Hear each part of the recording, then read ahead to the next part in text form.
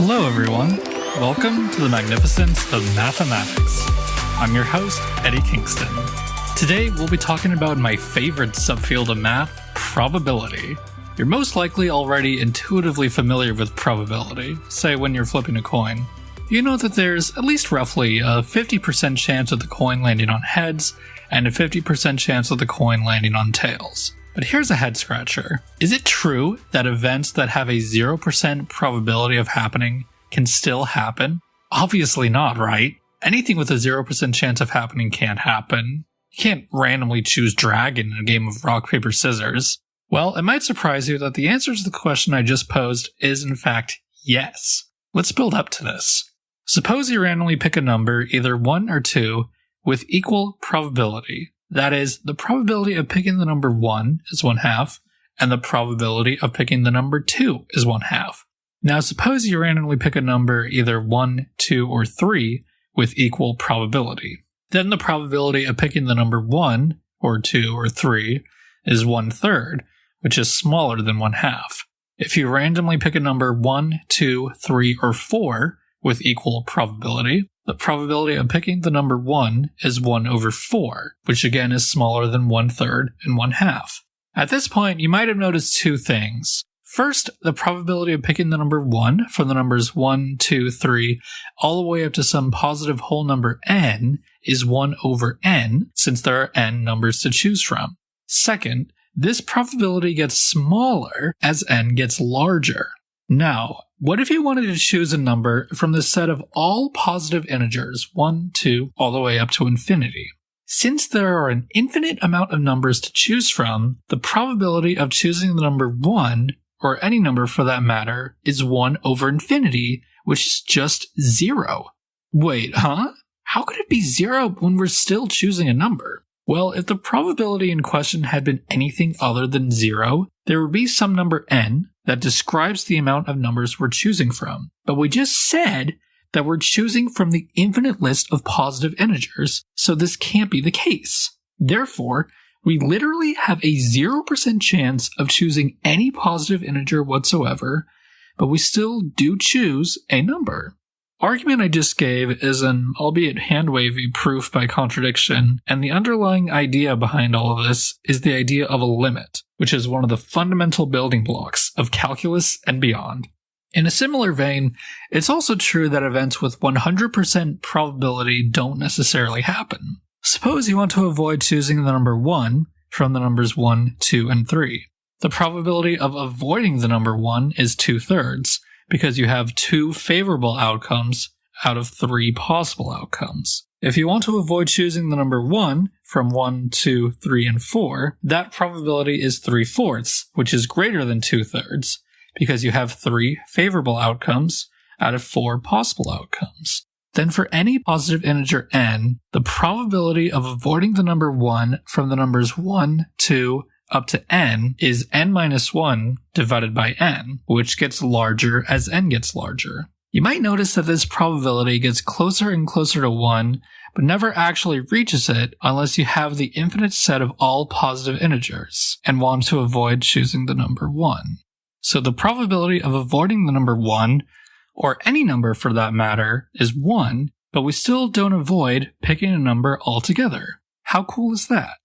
Want another counterintuitive way probability works? You might have heard of the famous Monty Hall problem, inspired by Let's Make a Deal host Monty Hall, who ran the show from 1963 until 1987.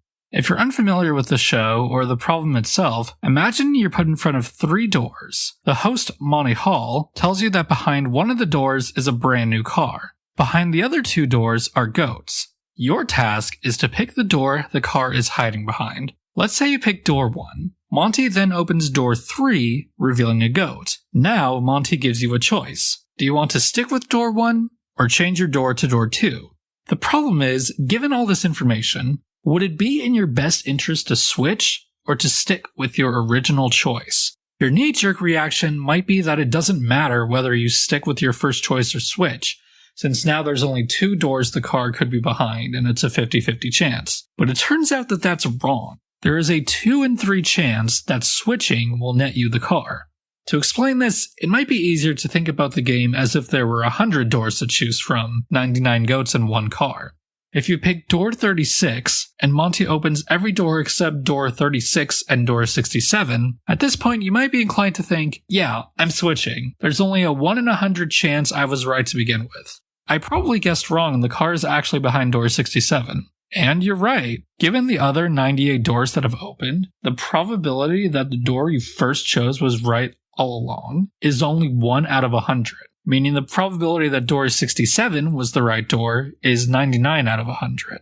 If we scale this back to the original problem, the probability that the door you first chose was right all along is 1 out of 3, meaning the probability that the car is behind the other unopened door is 2 out of 3. If you think about randomly choosing 1 door out of 3 or 100 or however many as an experiment, this paradox became a thing because when thinking about probabilities and what would be better to do, people thought about the experiment as if the start of the game didn't happen. They thought of the experiment as having started at the point where they have to choose to either stick with their door or change it, which is where they get 50% from. But if you think about the experiment as starting when you first choose a door, then you only have a 1 in 3 or 1 in 100 or 1 in however many chance of choosing the right door on the first try. This is all well and good, but where did any of this come from? Why study probability in the first place? Probability came from the desire to quantify uncertainty, in particular when it comes to gambling. In the mid-1600s, Girolamo Cardano showed the use of defining odds as the ratio of the number of favorable outcomes to the number of unfavorable outcomes. So, for example, 1-to-1 odds means there's 1 favorable outcome and 1 unfavorable outcome. And around the same time, French mathematicians Pierre de Fermat and Blaise Pascal wrote to each other and laid the foundations of probability as we know it. In particular, Blaise Pascal is famous for what's known as Pascal's triangle, which tells you how many ways you can pick a certain number of items from a larger set of items. The reason it's called a triangle is because you can write out these numbers as if you were building a side of a pyramid, i.e. a triangle from the top down. For example, the top of the triangle, called row 0, is just 1 because there is only one way to pick 0 items from 0 items. That's just doing nothing. Similarly, the row below, row 1, has a 1 on the left and a 1 right next to it. Because again, there's only one way to pick 0 items from a set of 1 item, which is to just do nothing, and one way to pick 1 item from that set, which is just picking that item. Now for row 2, there's a 1 on either end because there's only one way to pick 0 items from a set of 2, but not doing anything, and only one way to pick 2 items from a set of 2 by picking both items. And a 2 in the middle because there's 2 ways to pick 1 item from a set of 2, picking one thing or the other. For row 3, there's once again a 1 on either end, one way to pick nothing and one way to pick everything, and 2 3s in the middle, 3 ways to pick 1 object and 3 ways to pick 2 objects. That is, 3 ways to leave 1 object out. Let's recap. For row 0, we have a 1. For row 1, we have a 1 and a 1, which would sandwich the 1 from row 0 if row 0 was brought down. For row 2, we have a 1, 2, and 1, with the 2 sandwiched between the 2 1s from row 1. Row 3 reads 1, 3, 3, 1, and so on. If you write these out, or just look up the triangle, you might notice that if you take any 2 adjacent numbers in a certain row, and look at the number in the row below that's sandwiched between those 2 numbers, the sandwiched number is the sum of the 2 numbers directly above it. So if you look at the left side of row 2 and row 3, you see a 1 and 2 in row 2, a 1 on the far left in row 3, and a 3 between the 1 and the 2 in row 2, and 1 plus 2 is 3. Another way these are read is in the choose notation. So row 2 can be read as 2 choose 0, which equals 1, 2 choose 1, which equals 2, and 2 choose 2, which equals 1. 2 choose 1, for example, can be interpreted as, from a set of 2 objects, choose one of them. This triangle is crucial for beginning to understand the field of combinatorics, which is what mathematicians famously call counting. If you were to take a beginning college-level probability class, you'd likely encounter basic combinatorics at the beginning of the class and be able to answer questions like, if you have a hand of 5 standard playing cards, what's the probability of having 2 aces? To answer this, you want 2 of the 4 aces from the deck in your hand, so there's 4 choose 2, which is 6 ways to choose the aces for your hand. Now you don't want any more aces, so you have to pick 3 non-ace cards out of the remaining 48 possible cards. So you have 48 choose 3, which equals 17,296 ways to pick the remaining cards. Multiplying these together means you have 103,776 favorable outcomes. Since you have 52 cards, and you choose 5 of them for your hand, you have 52 choose 5, which equals 2,598,960 total possible outcomes. So the answer we're looking for is the number of favorable outcomes divided by the number of possible outcomes, giving us 103,776 divided by 2,598,960, which comes out to be slightly less than 4%. If you've ever played poker or Powerball or something, this is how the probability of certain hands or certain amounts of numbers matched are calculated. If I haven't broken your brain by this point, I want to talk a bit about how mathematicians think of probability. 2 of the famous mathematicians to get the ball rolling are Andrei Markov and Andrei Kolmogorov in the early 1900s. Markov was largely responsible for the development of stochastic processes, which are sequences of random events that happen over time. Going back to our coin flipping example, suppose you play a game where you win $1 every time the coin lands on heads, and you lose $1 every time the coin lands on tails. The amount of money you win or lose is a stochastic process. You can map out how the game goes over time, and you'll get a different map every time you play the game, assuming you play enough, of course. Stochastic processes can be used to model all kinds of things like wait times and even stock prices. Kolmogorov established the foundations of modern probability via measure theory. What is measure theory, you may ask? Well, a measure is how mathematicians generalize the notions of measuring things as you know them, like areas, volumes, and masses. To define a measure space, and a probability space, we need 3 key ingredients. The first ingredient is a set, which is a collection of distinct objects, say numbers. So let's just say we have the set containing the numbers 1, 2, and 3. These are our elements in our set.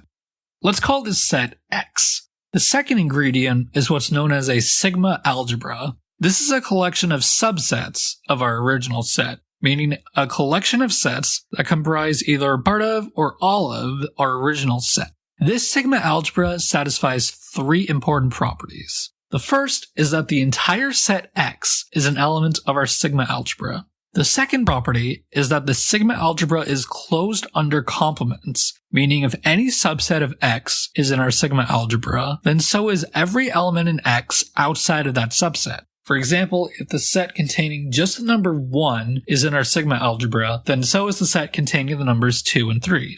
An immediate consequence of this second property is that the set containing nothing, or the so-called empty set, is in our sigma algebra.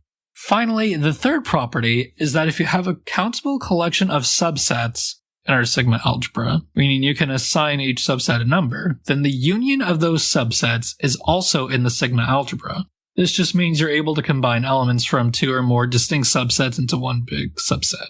So in our example, since we said the set containing 1 and the set containing 2 and 3 are both in the sigma algebra, the set containing 1, 2, and 3 is in the sigma algebra. But we do that anyway since that's just the original set X, which we established was in the sigma algebra via the first property.